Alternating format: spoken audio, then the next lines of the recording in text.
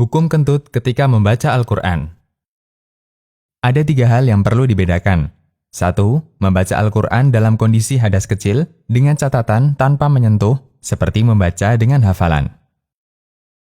2. Menyentuh Al-Quran dalam kondisi hadas kecil.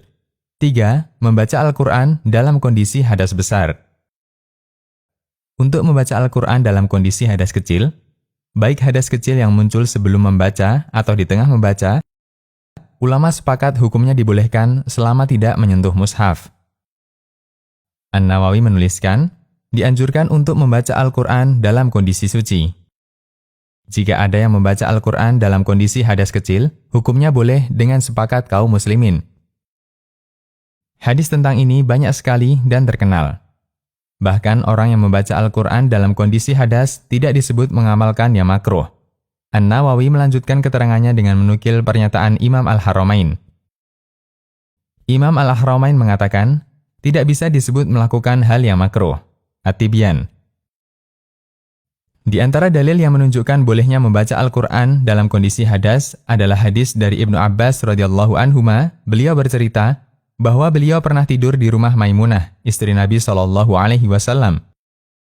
yang merupakan bibinya Ibnu Abbas. Ketika masuk tengah atau sepertiga malam terakhir, Nabi SAW terbangun. Beliau duduk, mengusap aroma kantuk dari wajah beliau, kemudian beliau membaca 10 ayat terakhir dari surat Ali Imran. Kemudian beliau menuju wadah air yang digantung, lalu beliau wudhu sempurna dan sholat tahajud. Hadis riwayat Bukhari dan Muslim. Ketika bangun tidur, Nabi SAW dalam kondisi hadas. Namun beliau langsung membaca Al-Quran, 10 ayat terakhir surat Ali Imran. Para ulama memahami hadis ini boleh membaca Al-Quran dalam kondisi hadas.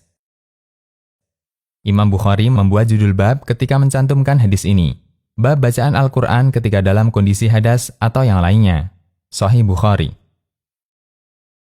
Sementara untuk masalah menyentuh Al-Quran pada saat hadas dan membaca Al-Quran bagi yang hadas besar diperselisihkan ulama.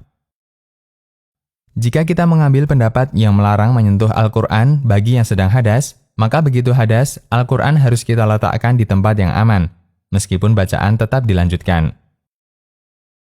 Berhenti sejenak ketika kentut keluar.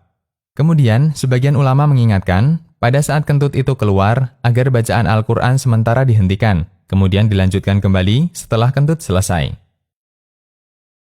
Imam Az-Zarkashi mengatakan, dimakruhkan untuk terus membaca ketika kentut keluar.